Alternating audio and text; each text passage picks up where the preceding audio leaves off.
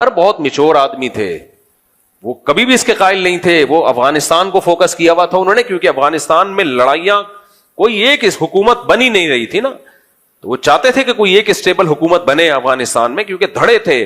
جس صوبے میں جاؤ گے وہاں کا نیا والی متولی تھا.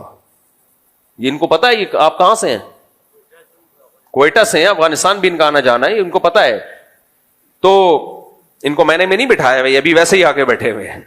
لوگ کہتے ہیں خود ہی لاگے بٹھایا بھائی, یہ تو میں تم جانتا بھی نہیں ہوں. تو یہ سب کو پتا ہے کہ افغانستان میں کوئی ایک اسٹیٹ تھوڑی تھی, ہر جگہ کا ایک الگ متولی ہوا تھا, والی ہوتا تھا, بھتے بھی لے رہا ہوتا تھا, ایک ظلم کا بازار گرم کیا ہوا تھا. تو اگر وہاں بھی ایک مضبوط اسٹیٹ ہوتی جس کی پوری ملک پہ حکومت ہوتی, تو وہاں کے علماء بھی اس کے خلاف خروج کو حرام ہی کہتے, وہ بھی ناجائز کہتے. تو اس لیے وہاں ایک حکومت نہیں تھی. ملا عمر افغانستان کو فوکس کیے ہوئے تھے اور وہ چاہتے تھے افغانستان میں امن آئے. وہ تو ایران سے لڑائی کے قائل نہیں تھے. مجھے وہ دن یاد ہے جب ایران نے جنگی مشقیں شروع کر دی تھی افغانستان کے بارڈر پہ, تو ملا عمر نے ایران کے جتنے قیدی تھے افغانستان میں جو لڑائی کے دوران پکڑے گئے تھے سب کو رہا کر دیا تھا.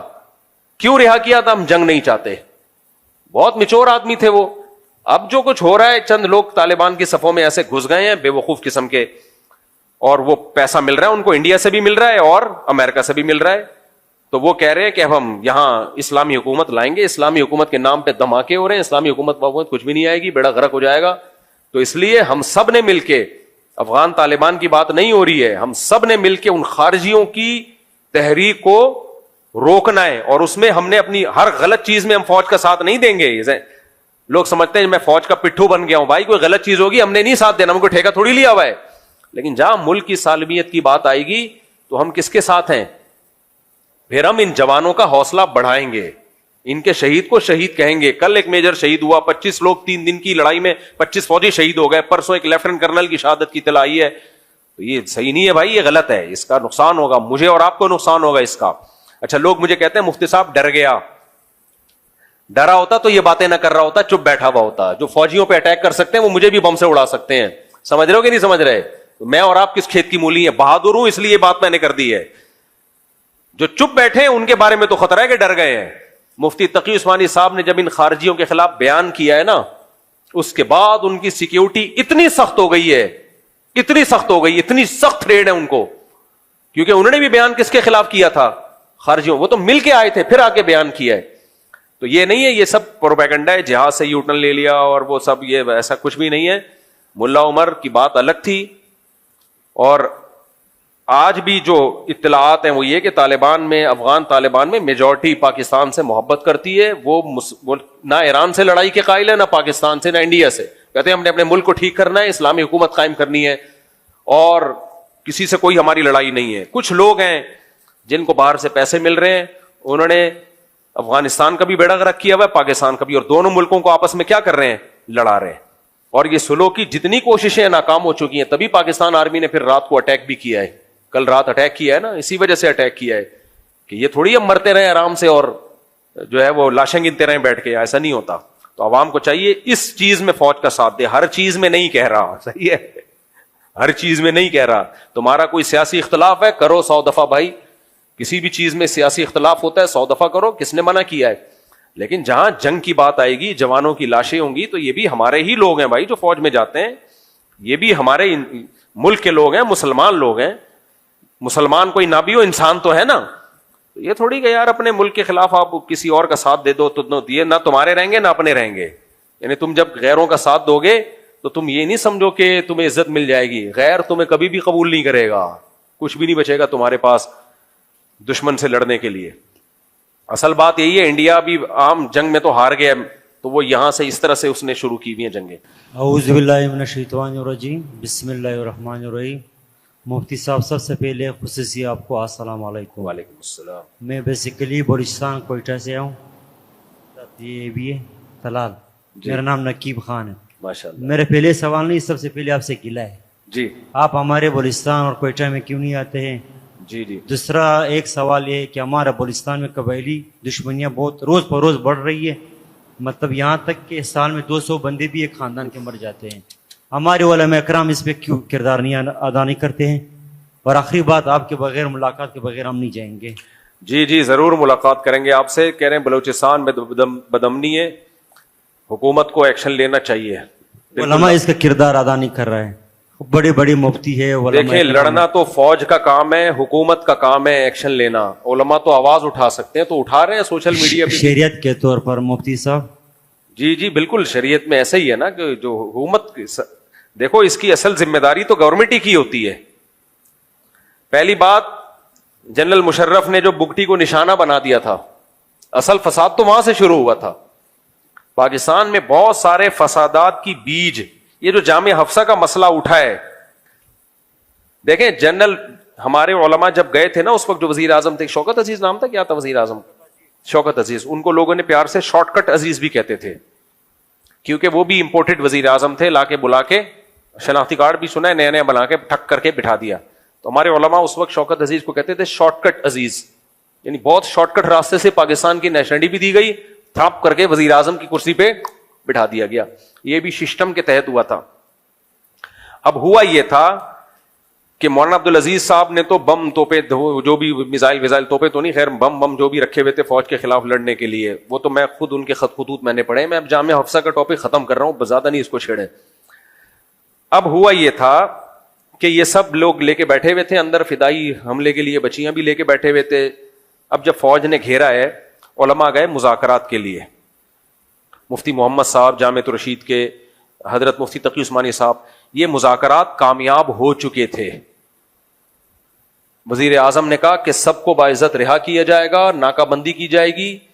اتنے تو ہو گیا, جو سرنڈر کرے اس کو چھوڑ دو. تو جن بچیوں نے, جن لوگوں نے بھی سرنڈر کیا ان سب کو چھوڑ دیا, لیکن کچھ لڑاکا لوگ اندر رہ گئے تھے. لڑاکا, اب جو لڑاکا لوگ اندر رہ گئے تھے, علماء چاہ رہے تھے کہ ان سے بھی سرنڈر کروا کے نا, مذاکرات کروا کے. غازی عبدالرشید شہید رحمۃ اللہ علیہ بڑے میچور آدمی تھے, تو غازی عبدالرشید بھی آمادہ ہو گئے تھے مذاکرات پہ کہ اگر فوج ہمیں باعزت چھوڑ دیتی ہے تو ہم ہتھیار رکھ دیں گے. جب یہ مذاکرات ہوئے, اس میں دیکھو غلطی تو انہی لوگوں کی تھی, مولانا عبدالعزیز صاحب کی. کیوں فوج کے خلاف آپ بچیوں کو اور نوجوانوں کو لے کے کھڑے ہوئے ہو آپ؟ یہ کون سا طریقہ ہے؟ ڈاکٹر اسرار کا بھی کلپ موجود ہے, ان سے بھی اس وقت پوچھا گیا تھا کہ یہ جامعہ حفصہ میں جو کچھ ہو رہا ہے, انہوں نے کہا اتنے سے مدرسے کو لے کر پوری ریاست پہ قبضہ کرنے کی باتیں یہ غلط ہیں. حالانکہ ڈاکٹر اسرار تو خود خلافت کے قائل تھے.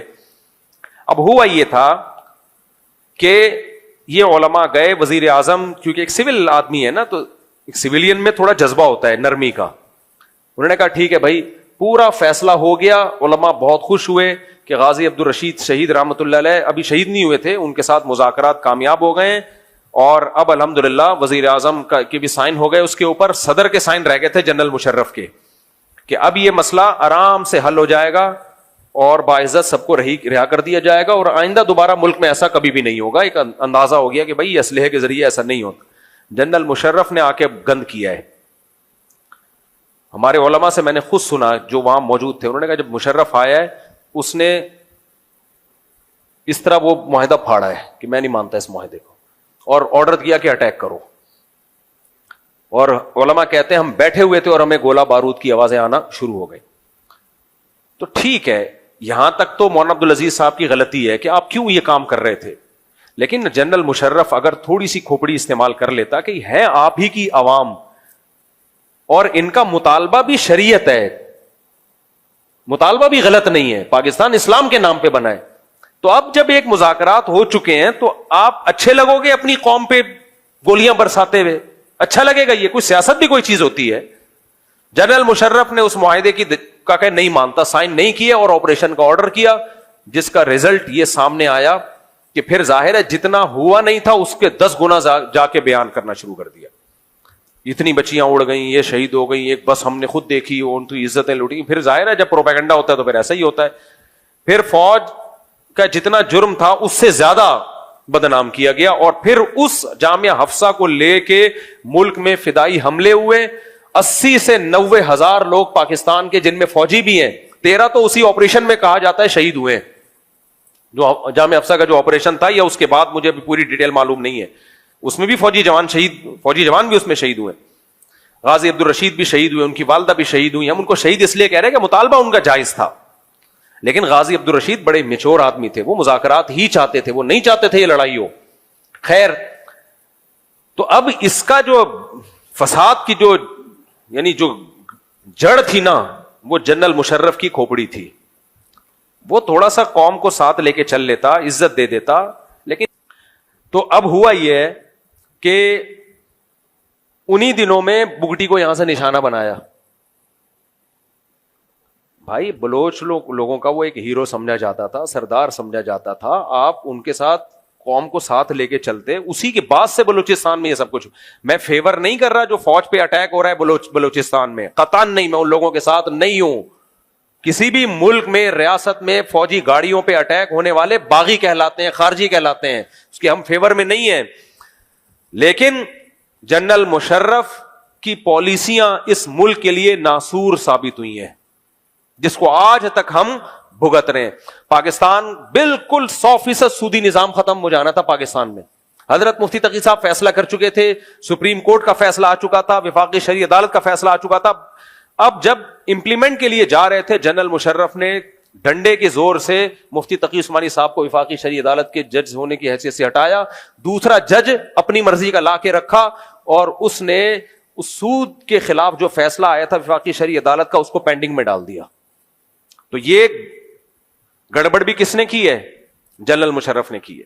تیسرا جو جنرل مشرف نے ایک اور کام کیا, عدالتی خلا, جو فیملی سسٹم کو تباہ و برباد کر دیا. اس نے ایک سرکولر جاری کروا دیا سپریم کورٹ کے ذریعے کہ جو عورت جب بھی, یعنی قانون میں ایک شک ڈلوا دی کہ عورت جب بھی کوئی کورٹ میں جائے گی, کوئی معقول وجہ ہو یا نہ ہو, جب بھی عورت کورٹ کے پاس جائے گی, کورٹ اس کو خلا کی ڈگری تھمانے کی پابند ہے. اس وقت کے بعد سے آج اس کے جو سائیڈ افیکٹ آنا شروع ہے ہماری سوسائٹی میں, یہ سیاہ کارنامہ بھی کس کا ہے؟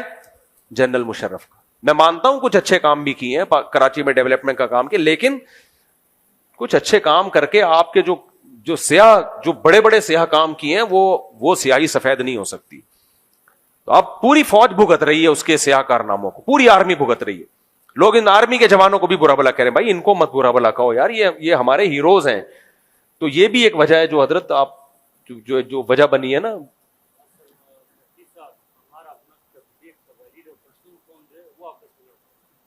پشتون کیوں آپس میں لڑ رہے ہیں یار؟ ایک تو پٹھان گوشت کھاتا ہے نا, یہ دشمن سے نہ لڑے تو آپس میں لڑتا ہے, یہ اس کے ساتھ بڑا مسئلہ ہے. یہ تو بڑا غلط ہے. پٹھانوں کے جو خون ہے نا اس میں لڑائی ہے. یہ دشمن سے نہ لڑیں تو آپس میں ہی کوڑنا پوٹنا شروع کر دیتے ہیں ایک دوسرے. ہمارے حضرت ایک واقعہ سنایا کرتے تھے کہ اب میں کیا کروں, میں تو میرے ہاتھ میں نہیں ہے میرے بھائی. کوئٹہ تو میں کئی بار جا چکا ہوں, میرے بیانات ہوئے ہیں, پھر آئیں گے انشاءاللہ. کوئٹہ تو کوئٹہ ہے یار.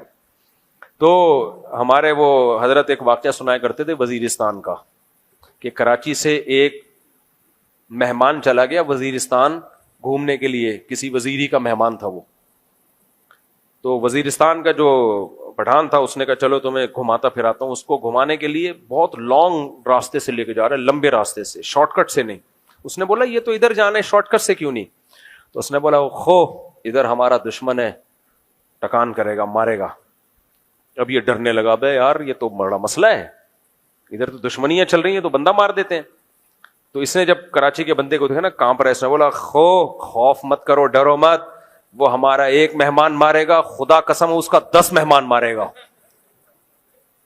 یہ تو بے ہوش ہو گیا. بولے بھائی تو اس کا 20 مہمان مار, 40 مہمان مار, میں تو گیا نا میں تو گیا نا. تو یا تو بھائی گوشت کھانا چھوڑ دو, گوشت کھانا چھوڑ دو. ہمارے حضرت مفتی رشید احمد صاحب کہا کرتے تھے جو گوشت کھاتا ہے نا, گوشت کھاتا ہے, اس کو چاہیے پھر جہاد کا رخ صحیح سمت میں رکھے. وہ اگر وہ صحیح سمت میں نہیں رکھے گا پھر آپس میں لڑے گا. تو یا تو گوشت چھوڑ دے